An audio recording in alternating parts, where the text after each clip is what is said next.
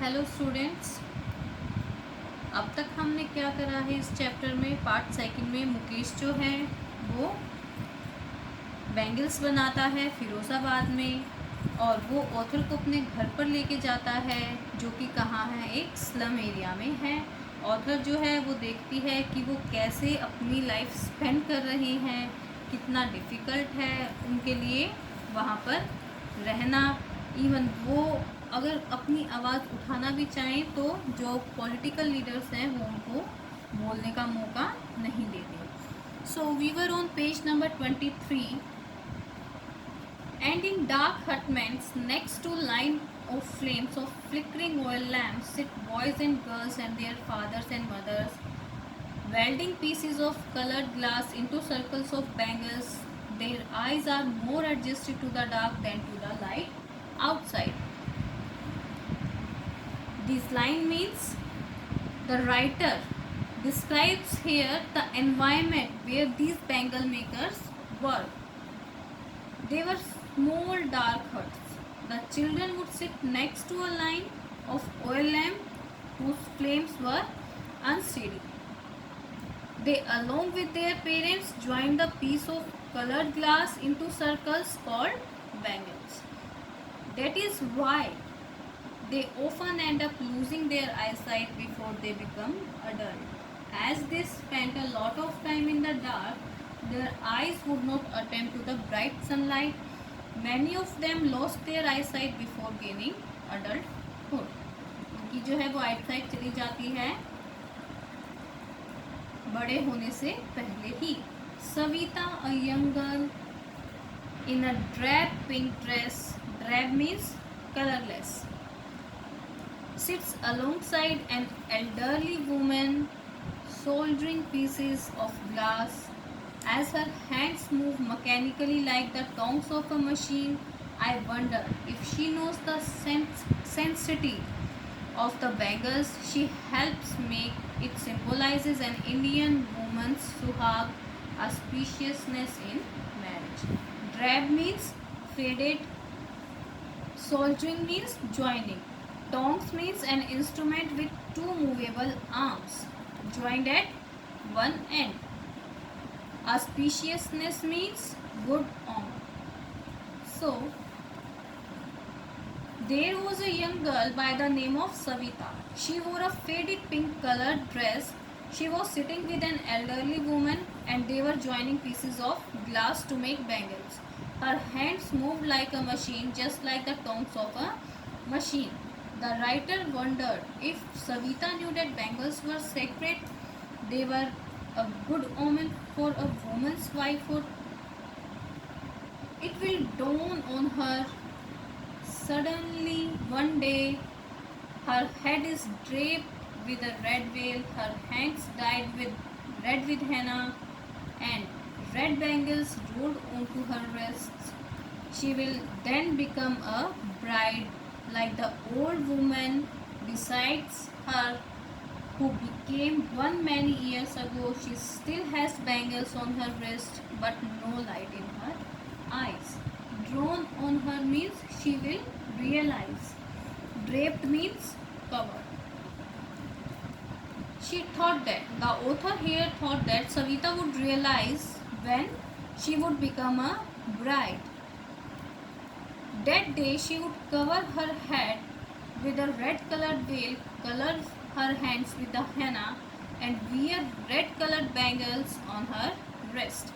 Author जो है वो ये बता रही है कि उसको जब इन चूड़ियों की इम्पोर्टेंस का पता लगेगा जब उसकी शादी होगी, जब वो खुद उन बैंगल्स को अपने रिस्ट में पहनेगी, रेड कलर बैंगल्स को.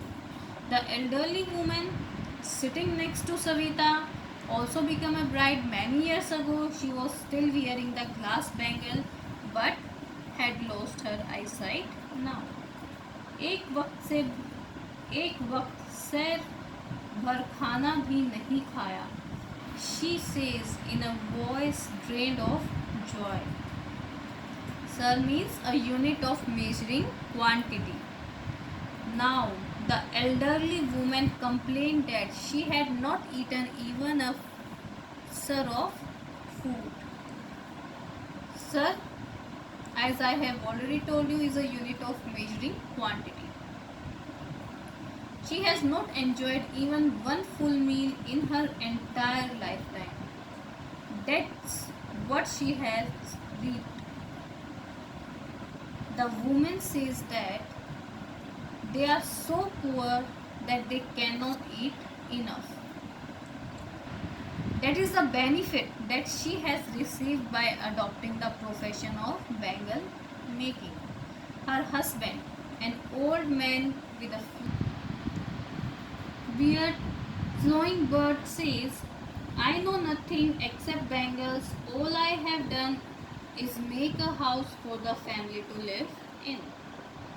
Reaped means received as a benefit. The woman's husband has a flowing beard. He says that he does not know anything other than bangle making. All that he has been able to accomplish is to make a house for his family to live in. Hearing him, one wonders if he has achieved what many have failed in her lifetime. He has a roof over his head. The writer wonders that probably the old man has achieved something which many other people have not been able to achieve. At least he has been able to secure a shelter for his family. Writer ये बोल रहा है यहाँ पर कि at least उसके sir पे छत तो है, लेकिन कई लोग तो ऐसे हैं जिनको अभी तक इतना हार्डवर्क करते हैं और उनको अभी तक शेल्टर भी नहीं मिला अपने लिए और अपनी फैमिली के लिए. The cry of not having money to do anything except carry on the business of making bangles, not even enough to eat, rings in every home. Rings means a sound which is repeated. So this line means this problem was prevalent in all homes which carried on the profession. They did not know anything else other than bangle making and did not even provide them enough to eat. The young men echo the lament of their elders. Little has moved with time, it seems, in the Firozabad. The young man who had entered the traditional profession also had the same complaint. With the passing time, there was no improvement in their condition. Years of mind-numbing toil have killed all initiatives and the ability to dream. Mind-numbing means boring. Toil means physical hard work done to earn a living. So this line means as they had been doing hard work for countless number of years, they did not have any ability to do something else or to dream of it. Why not organize yourselves into a cooperative?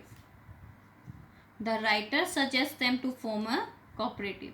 I ask a group of young men who have fallen into the vicious circle of middlemen who trapped their fathers and forefathers. She talked to a group of young men to get out of the clutches of the cruel middlemen who had trapped their elders. Even if we get organized, we are the ones who will be hauled up by the police, beaten and dragged to jail for doing something illegal. The men said that if they dared to do something like that, they would be dragged and beaten up by the police and sent to jail. There is no leader among them. No one would help them see things differently. Their fathers are as tired as they are. If they acts would be termed to be unlawful, the writer felt that as they had no leader, they could not think of doing things differently. They all were so tired, the men and their fathers. They talk endlessly in a spiral that moves poverty to apathy, to greed and to injustice. Spiral means a never ending continuous process. Apathy means lack of concern. Greed means intense and selfish desire for something. The men complained that it was a continuous process. Their poor condition led to lack of concern for their problems. This made them greedy and led to injustice.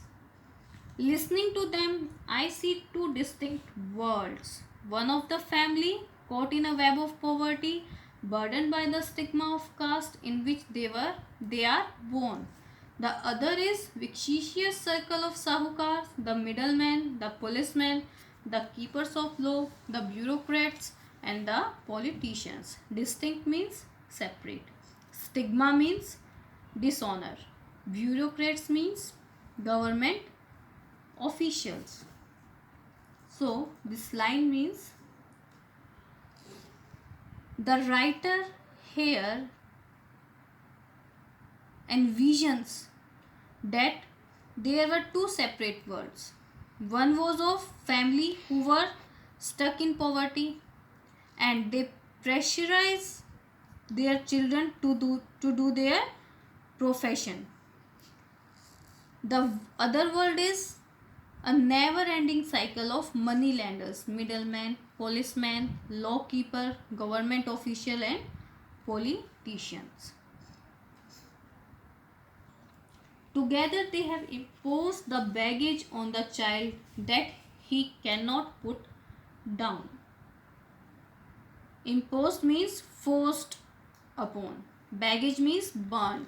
Before he is aware, he accepts it is a naturally as his father to do anything else would mean to dare. Both of these words had forced the young boys to follow the family tradition. The young boys get into the profession and become a part of vicious cycle even before they realize it.